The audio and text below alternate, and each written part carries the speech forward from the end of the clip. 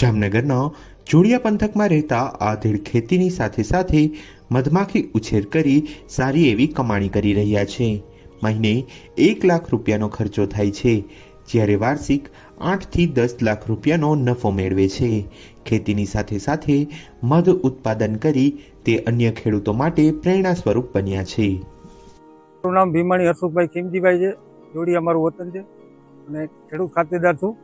અને મધમાખીનો ઉછેર છેલ્લા 10 વર્ષથી અમે કરી છીએ અને ખેડૂતોને અલગ અલગ પાકમાં અમે મધમાખીની પેટીઓ રાખી છે. ખેડૂતને પ્રોડક્શનમાં 15-20% વધુ ફાયદો થાય છે. એ ગમે એ પાકમાં રાખી હોય તો એમાં એને રોગચાળો ઓછો આવે છે અને મધમાખી છે એ પરાગરજનું પોલિનેશન વધારે કરે છે, એટલે પાકે વધુ સારો આવે છે, ખેડૂતને ફાયદો થાય છે. એટલે અમે ઓર્ગેનિક મધ લોકોને ઘર સુધી પહોંચાડી છીએ અને શુદ્ધ ઓર્ગેનિક ને પ્યોર મધ છે અમારું.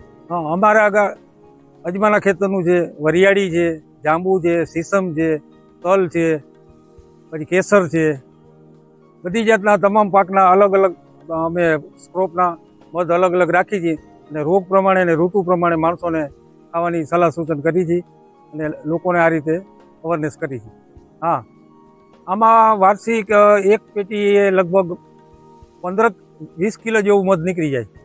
એક પેટીએ આખા વર્ષમાં 20 કિલો જેવું મધ નીકળી જાય અને એક સાઈડ ઇન્કમ થઈ જાય. ખેડૂતો આ મધમાખી ઉછેર કેન્દ્રનું કરે કામ તો એને પણ ફાયદો થાય અને એક સાઈડ ઇન્કમ પણ થઈ શકે ખેડૂતને. હા, અને આમાં રિટેલમાં 500 રૂપિયાનો કિલો વેચાય છે અને હોલસેલમાં થોડોક ઓછો ભાવ હોય છે, પરંતુ કે સારી એવી તો આવક થાય છે. લગભગ 10 થી 12 વર્ષ અગાઉ ભીમાણી હરસુખભાઈ ખીમજીભાઈએ મધમાખી ઉછેરની શરૂઆત કરી હતી. પ્રથમ 50 પેટીથી શરૂઆત કરી હતી અને અનુભવ મેળવ્યા બાદ તેમાંથી સારી એવી આવક પણ મેળવી હતી. હાલ તેઓ 2000થી વધુ પેટીનું ઉત્પાદન કરે છે.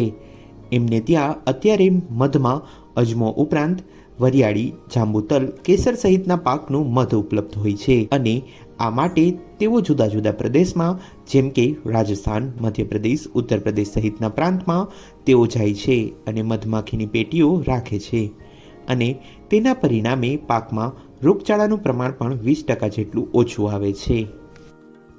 હું આયુર્વેદ યુનિવર્સિટીમાં ફાર્મસી વિભાગમાં સ્ટોર કીપર તરીકે કામ કરતો હતો અને આયુર્વેદની દવાઓનો બધો મને અનુભવ છે અને મધ શું માણસોને આરોગ્ય માટે કેટલું ઉપયોગી છે, દવામાં ઉપયોગી છે. આ જોઈને મને આ મધ ઉછેર કેન્દ્રનો આઈડિયો આવ્યો એટલે આ મધનું ઉછેર કેન્દ્ર શરૂ કર્યું અને મધનું ઉત્પાદન કરી છે.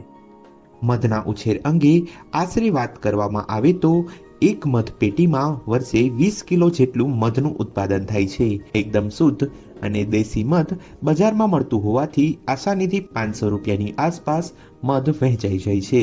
ખાસ વાત તો એ છે કે શુદ્ધ મધ વેચાણ માટે વધુ ક્યાંય જવાની જરૂર નથી. આસાનીથી સ્થાનિક બજારમાં પણ તે વહેંચાઈ જાય છે.